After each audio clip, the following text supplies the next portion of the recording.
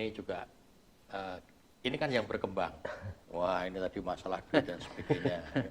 Jadi kita boleh sambil ngopi nih. Oh, silakan. Ini acaranya ngopi ya. Acaranya ngopi. Acaranya ngopi. Moga Mas. Monggo, ini juga enak. Nah, ini kemudian ini kan dengan informasi yang disampaikan oleh Pak Hu tadi bahwa ada batas waktu untuk pengumpulan di pengepul gitu, Mas. Oh gitu. Nah, kira-kira kejadiannya konstruksi kejadiannya piye kira-kira itu? Jadi kan memang kayaknya kan begini skenarionya ya Mas. Ini kita mendengarkan yang berkembang. Informasi yang berkembang lah ya di Jadi, masyarakat. Kenapa belum ada kebijakannya, tetapi proses itu dikerjakan kan gitu.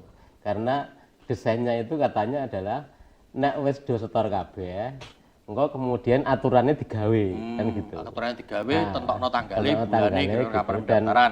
Dan itu sudah ada by name by address siapa yang akan jadi kan begitu. Konsepnya kan sebenarnya begitu. Iya, iya. Oleh karena itu Dan kemudian dari situ juga aman gitu. Ah, Artinya dari kalau situ misalkan aman, kan. mendekati hari H pendaftaran kan selalu disorot. Iya, Tapi kan nak gitu, 2 bulan geger. sebelum atau 3 bulan sebelum sudah ngumpul, kan ketika hari H pendaftaran kan clear, sudah ada transaksi betul. kan gitu. Jadi Aman ini gitu. memang kalau memang benar-benar yang seperti yang beredar itu ya, ini memang skenario luar biasa kan. Jadi jauh hari sebelum didesain benar-benar rapi sekali kan begitu. Itu di ini apa namanya dikembangkan dan ternyata kan itu kan berjalan ya dan semua berjalan bahkan ada target harus ngumpul separuh itu di sekitar tanggal 20-21 Januari kan begitu. Berarti yang kemarin itu Yang sebelum kemarin itu. sekian hari sebelum ya. jadi Ada OTT itu ya. sebelum ada OTT. Nah, itu yang beredar ya. Entah itu kebenarannya kan nanti menunggu laporannya KPK kan ya, gitu. Hasil Tapi yang beredar di masyarakat begitu dan akhirnya juga apa namanya orang kan kemudian kan menelusuri nih. Aku kan duwe sedulur sing ketoke juga daftar kan begitu kan. Lalu kemudian ada pembicaraan tentang kepiye iki nek kaya ngene iki sudare engko balik apa ora kan gitu. Wis adol ana sing ngadol sapi, ana sing ngadol wedhus, ana sing ngadol gabah gitu kan. Gue modal nyalon perangkat itu. Ini kayaknya Om Pri lebih ngerti nih, kayaknya karena gimana, dekat dengan teman-teman Mas Pri? kepala desa kan dia dekat juga. Ini kira-kira pengembangan piye? Nasibe lho sing duwite wis do mlebu itu kira-kira piye gitu atau mungkin yang Ya memang Mas Oke. Pram, memang berita yang atau informasi yang berkembang itu memang banyak yang menyatakan, yang mengemukakan bahwa si calon Nggih. perangkat desa ini memang sudah memberikan uang berupa nominal berapa kan itu. Tapi setelah adanya ini kejadian ini itu ya coba kita analisa dulu. Kalau kita belum bisa menyampaikan hal itu, coba alurnya kita analisa dulu. Apakah itu memang ada di suatu tempat? Karena kemarin KPK kan juga ada di beberapa tempat itu yang disisir kan. Iya. Nah, seperti itu. pertimbangannya kan informasi yang berkembang ya saya terima termasuk di media kemarin sampaikan bahwa sekarang itu posisinya pengepul itu mulai kebingungan. Nah, gitu. Bener ora karena kebingungannya begini. Sing wis nyetor pengepul kan bingung, aku ora tak balekno.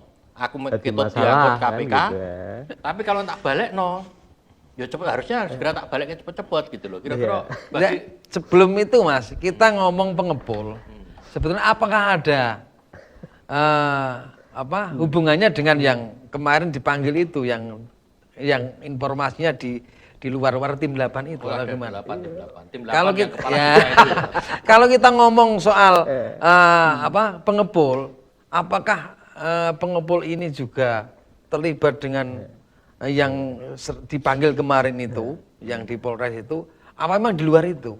Ya gini, Kan kalau gitu. saya sih kita tidak berani menuduh orang ya. Iya.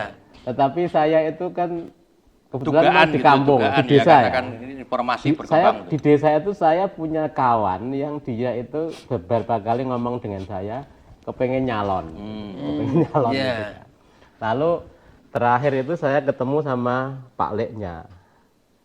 Ponakanmu situ nyalon gitu kan. Gak situ Mas. Lah kenapa? Larang kok. Jawabannya begitu. Iya, iya. Setelah kejadian ini kemudian Pak D-nya tadi itu kembali ketemu saya. Om, tolong kandani iku ponakanku. Kon maju ae kan gitu. Kan gitu. Karena apa? Karena mikirnya setelah yang datang setelah itu gratis, terjadi seperti ini, itu kan berarti kan tidak ada yang larang-larang, itu kan nggak ada. Nah, itu jadi tambahan ngeri di pengepul kan kalau Jadi gitu. jadi bisa Mas, bisa disampaikan. Mungkin waktu itu Bang Ho dengan pembicaraan dengan orang itu apakah disampaikan nominalnya? Karena kemarin waktu ada konferensi pers itu kan disampaikan nominalnya antara per satu orang itu kan sudah disebut berapa itu 125 sampai 225 atau kan, kalau nggak salah itu. Apakah orang yang jenengan tadi sempat menyampaikan itu, menyampaikan aku nanti duit ya, kok akeh? Nah, tapi berapa Anda gitu? Dari KPK menyampaikan itu kan Itu hanya nilai separuh. yang kemudian di markup oleh teman-teman yang mengumpulkan gitu Iya. kan, nilainya lebih Iya, dari ada itu. pernyataan seperti itu. Aku malah pikiran begini, aku itu mesake pada pengepul yang terlanjur sudah menerima. Karena informasi yang kita baca di media, itu salah kemarin yang saya kirim salah satu media, nyampaikan bahwa saat ini pengepul itu posisi kebingungan. Uang yang sudah masuk mau dikembalikan kepada calon, tapi calonnya gak gelem nompo gitu. Mereka ngomong, wes aku ra gelem nompo, Itu nanti karena kayak aku lah nempoi, aku niatku kepengen dadi perangkat ya itu perangkat, masalah duit gak terima.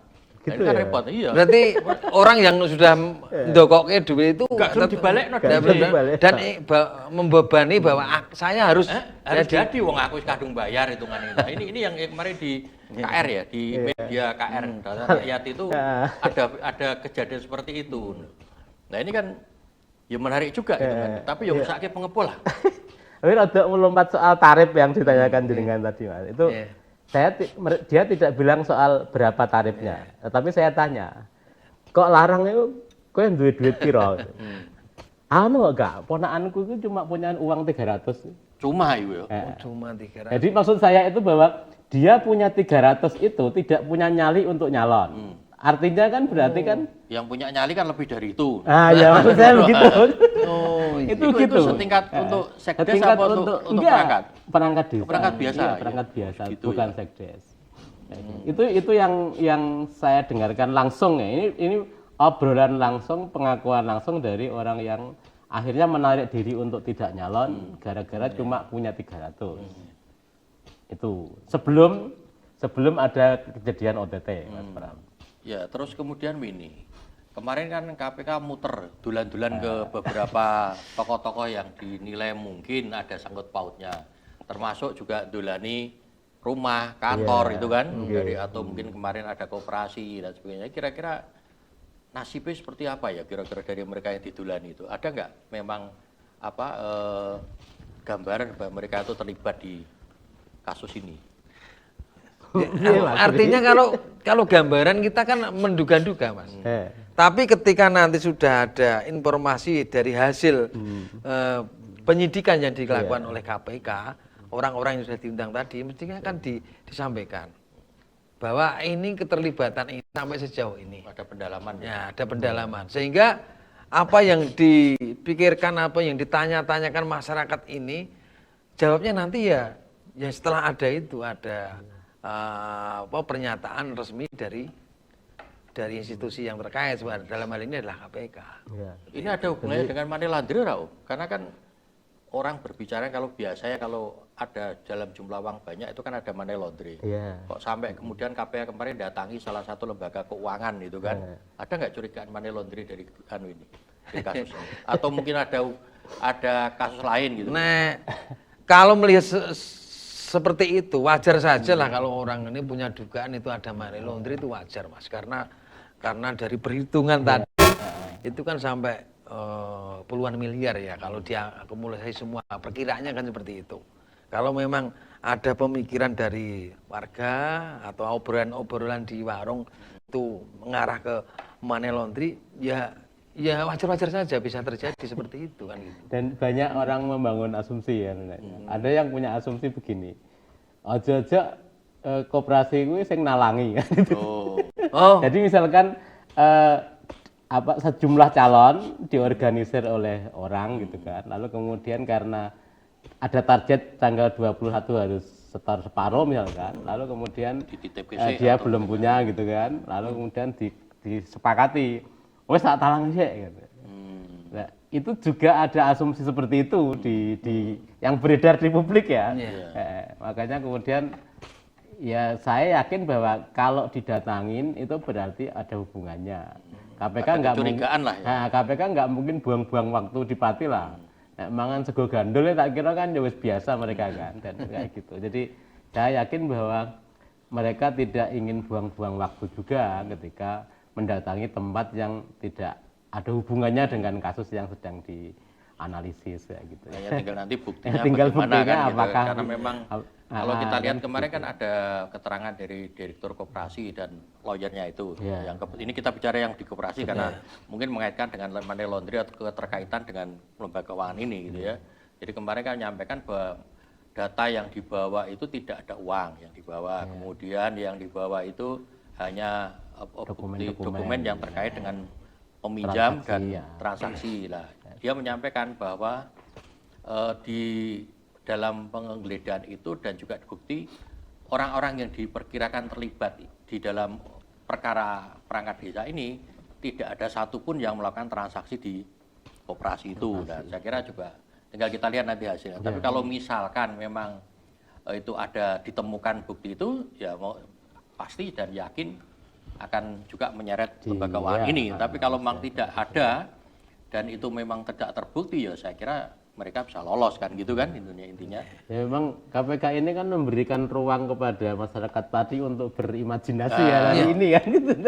Termasuk kemarin ada selebaran untuk melaporkan itu ya. Melaporkan lewat gitu WA kan, kepada KPK dan sebagainya itu. Ya kalau bicara secara umum kejadian kemarin itu kan karena OTT karena ada pengisian perangkat itu Mas. Tapi kalau sudah mengarah ke hal lain seperti ke arah tempat koperasi atau tempat lain, nah ini kan ada dugaan-dugaan bahwa nanti KPK akan mengembangkan permasalahan ini dengan keterkaitan yang lain atau gimana kan kita belum juga masih menduga-duga kan gitu. Iya, betul.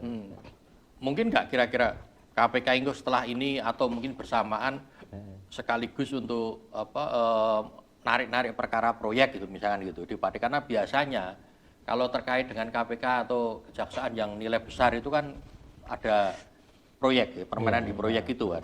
Nah, kira-kira ke arah sana enggak? Ini masalahnya jagani supaya sing misalkan enggak ke sana kan jenengan iso ngeyem-yem sing tersangkut masalah proyek ben ora kuwatir. Tapi nak misalkan jenengan nyampaikan kemungkinan ke sana ya ben iki iso ae mereka teratapan kan siap-siap golek ambulan itu kan ngono kan.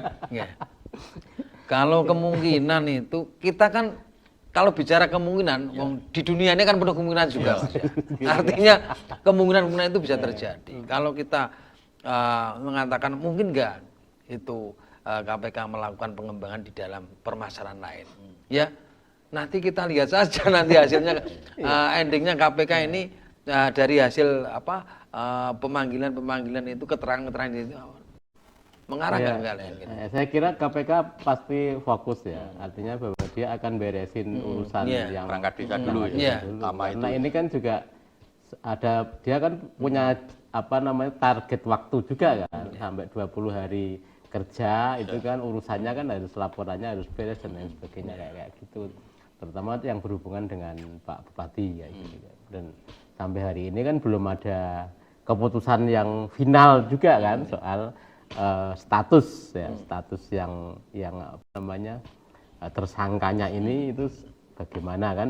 Kalau tersangka sudah ditetapkan sudah tersangka kan, tapi tersangka 2 kasus, 1 kasus perangkat desa ini dan di JKA tetapkan pastinya. Jadi memastikan profiling apakah ini memang benar-benar terjadi bahwa ini adalah kasus jual beli transaksi tentang perangkat desa itu kayak gitu. Karena itu juga kalau menurut saya itu temuan yang luar biasa, Mas.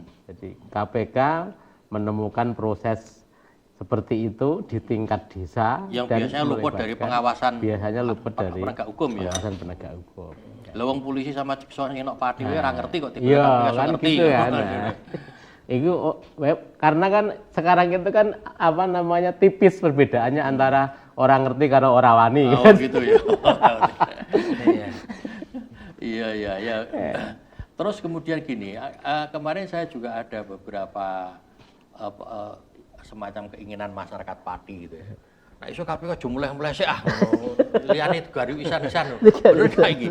Enggak, memang Gimana posisi memang dari berbagai kalangan masyarakat yang ada di Pati itu kan beda pendapat atau pendapatnya seperti itu atau pendapat ingin seperti itu kan memang berkembang di masyarakat, Mas. Cuma karena lembaga yang melakukan pekerjaan ini adalah juga punya batas-batas waktu, punya aturan mainnya. Jadi saya kira masyarakat menyuarakan itu ya karena keinginannya bagaimana Pati ini bisa bersih dari KKN kan seperti itu. Jadi sudah saya kira penyuaraan itu ya tidak saat ini juga, tidak kali ini juga, Mas. Tapi yang dulu-dulu ya sering juga disuarakan. Tapi enggak ada tindak lanjut. Enggak ada. Wujudnya ra ono. Ya, seperti anu aja, seperti angin lewat gitu saja. Tapi sekarang sudah ada bukti sehingga masyarakat melihat secara penuh bagaimana kerja KPK di Pati ini sampai sebegitu baiknya bisa membawa tersangka kan seperti itu. Tapi kalau ada masyarakat menyuarakan, ayo gas terus, ayo saya udah mulai kok Pati, itu memang ya karena memang saat ini momennya seperti ini kan. Harapannya supaya anulah ya. Supaya Pati itu berjalan baik, bersih gitu kan. Ya, ada beberapa lah ya. Ada orang yang memang pengen seperti itu, ada memang konten kreator yang pengen kerja kan gitu. Supaya untuk bahan terus kan gitu. Kalau, jadi itu ya kalau anu ae ya KPK itu kan gawe kantor perwakilan Pati. Ya, ada juga yang di medsos itu yang mengatakan seperti itu banyak juga. Perwakilan di wilayah Jawa Tengah. Karena ini korupsi ini kalau kita ngomong secara umum ya Bang, itu ya tidak hanya di tingkatan kabupaten atau situ ya, atau ke bawahnya juga sampai desa pun kan seperti itu. Ini yang terakhir kira-kira kita. Ini bisa jadi shock terapi nggak bagi pejabat baik tingkat kabupaten sampai tingkat desa terkait dengan OTT KPK ini? Kira-kira maksudnya kira-kira mari apa hanya tiarap untuk sementara waktu paling nggak sampai 6 bulan praktek berjalan lagi.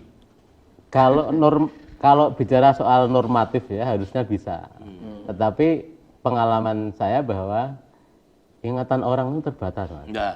Ya, jadi mungkin kalau apalagi kan kalau orang bilang kan kalau not viral not justice gitu. Gitu. Nah, saya kira yang berlaku hari ini itu adalah no viral no justice. Kira-kira ora viral ya silang neh gitu. Makanya memang tugas warga, tugas masyarakat ya selalu menyuarakan. Berarti kalau begitu jaga konsistensi kita ya. Artinya masyarakat itu konsisten, kira-kira alarm harus menyuarakan lagi. Buat semacam masa demo gitu ya, untuk mengumpulkan masa demo gitu. Iya, sebetulnya masyarakat itu kan bisa langsung mengakses untuk melaporkan itu kan bisa, Mas, karena sekarang banyak aplikasi-aplikasi ya, yang bisa melapor secara langsung. Tetapi kadang-kadang masyarakat itu kan belum kejelasannya gimana seperti itu. Dia melapor ini kira-kira mikir kan gitu. Tapi ketika ada hal momen seperti ini, Mas, saya kira keberanian masyarakat itu akan semakin muncul. naik ya. Dan karena sudah terbukti gitu ya. Buktinya ono laporan ini ternyata tidak lanjuti. Jadi tidak hanya di tingkat kabupaten, di tingkat bawah pun ketika ada hal yang ditemukan tentang memang pelanggaran atau terjadi korupsi, masyarakat juga harus bisa melakukan secara langsung. Tidak usah menunggu ada kelompok ABC, tidak usah. Betulnya itu terlalu lama. Kalau langsung gitu aja. Karena kalau lihat masyarakat, saya mencatat, Mas Sarif. Saya mencatat begini, keberanian masyarakat untuk menyampaikan pendapat di publik itu semakin meningkat. Setelah adanya ini? Terutama pengalaman kami itu pasca tanggal 13 Agustus ya. Saya ngitung itu ada puluhan, misalkan di desa ada aksi, kemudian menyoal banyak hal, kemudian di kabupaten juga ada aksi. Terakhir itu juga ada aksi 7 orang itu Mas Yaya itu kan. Gitu kan ya. Yang 1000 masa itu ya. 1000 masa menjadi 7 itu. 7 itu. kayak gitu terjadi kan gitu. Artinya bahwa wong pitwe wani mangkat kan gitu misalkan kan gitu. Artinya bahwa nyali masyarakat ketika keterbukaan ini terjadi, respon pemerintah secara nasional juga datang kepada Pati untuk membantu masyarakat menyelesaikan persoalannya itu, masyarakat semakin percaya diri. Memang harus disuarakan ini, kalau enggak itu enggak akan didatangi kan. Artinya kontrol kepada lembaga pemerintah ini harus tetap terkonsisten gitu Iya, ya, dan betul. terjaga gitu ya. Ya, memang harus keberanian masyarakat untuk mengungkapkan kebenaran itu memang harus dimotivasi terus. Iya, harus terus Iya, harus terus dilakukan. digencarkan. Jadi ini pelajaran bagi masyarakat Pati terutama ya, bahwa keberanian untuk melaporkan apabila dilihat ada hal yang dianggap tidak benar itu bisa dilakukan dengan Iya. keberanian yang harusnya sudah tercatat bahwa Pati ini dengan adanya OTT KPK itu ada bukti gitu ya. Kebutuhannya itu adalah persenjataannya yang beres. Artinya data itu harus kuat kayak gitu. Jangan hanya keluar-keluar tapi harus ada Bukti awalnya bukti itu ya. awalnya datanya. Itu penting untuk dikumpulkan. Baik, saya kira obrolan kita ngopi kita ini cukup lah ya. Jadi informasi-informasi Berarti yang ini masih ngerasani KPK apa ngerasani sama gitu? nah, ini makanya Kalau ini nggak rasa-rasan, ini kan Bang Bu, sudah perkembangan informasi yang selama ini di masyarakat, di medsos itu kan kita obrolkan. Kita sedang menarik apa yang ada di warung kopi di dibawa ke obrolan sini. kita. Ya. Gitu. Oke. Kita lain waktu juga akan ngobrol lagi gitu Iya, dengan siap.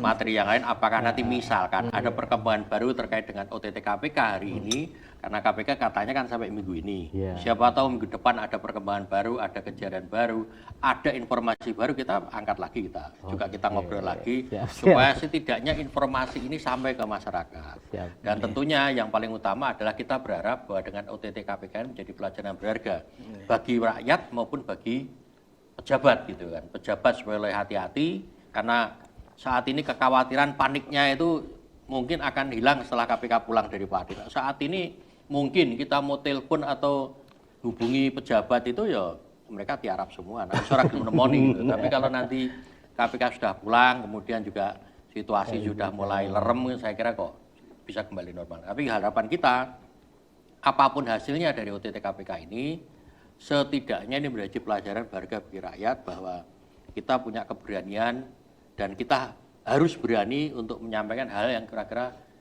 kurang baik kepada lembaga yang memang membidangi terkait dengan pencegahan korupsi ya ke KPK. Misalkan pelayanan publik yang tidak baik mungkin ada ombudsman dan sebagainya. Nah, dan keberanian itu jadi catatan yang paling berharga karena gerakan rakyat Pati yang secara konsisten beberapa bulan ini menjadi perhatian khusus bagi orang-orang di luar Pati bahwa ternyata ada sekelompok masyarakat yang bisa secara konsisten menyuarakan ketidakbenaran ini kan itu kan intinya.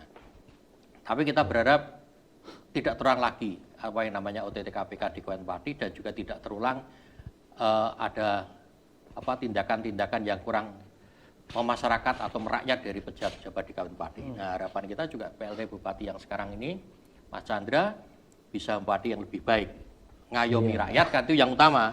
Jangan malah medeni rakyat gitu, tapi ngancam rakyat tapi juga bisa ngayomi dan lembaga pemerintahan di Kabupaten Pati ini bisa mensejahterakan rakyat. Saya kira itu yang dapat kami sampaikan. Om, terima kasih Pak Husaini, terima kasih juga Mas Pri, dan kita berharap nanti lain waktu kita akan sambung lagi obrolan kita dalam Ngudoroso di Cahaya TV. Dan sehari ini kami berada di Doni Resto and Spa, di mana tempat ini kita bisa secara tenang, sebagai tempat yang mungkin cocok untuk ngobrol keluarga dan juga menikmati hidangan yang ada di resto ini.